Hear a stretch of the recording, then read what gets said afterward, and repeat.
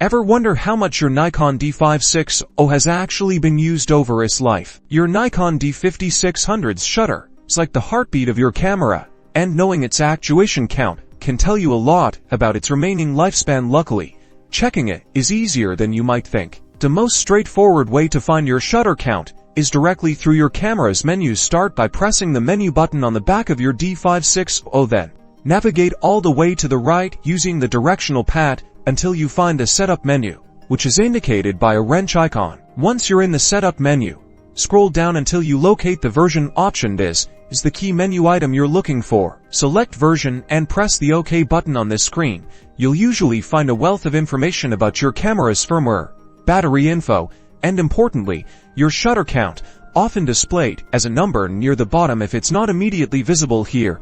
Don't worry, there's another reliable method. If the shutter count isn't directly displayed in the camera's version menu, you'll need to use a slightly different approach that involves taking a photo and uploading it first. Take a picture with your Nikon D5600. The most important thing is that you don't delete that image. Next, connect your camera to your computer or remove the memory card and transfer that specific image file, usually a JPEG, to your computer. Open your web browser and search for an online Nikon D5600 shutter count checker. Many excellent free websites are available for this. Once you've found a reliable website, simply drag and drop your recent photo or upload it. The website will analyze the image's EXIF data, which includes hidden information like the shutter count, and present you with the number of times your shutter has been activated. Knowing your shutter count is valuable for understanding your camera's potential longevity. Most DSLRs are rated for many thousands of actuations, but knowing the exact figure can help you budget for potential maintenance or even a future upgrade, so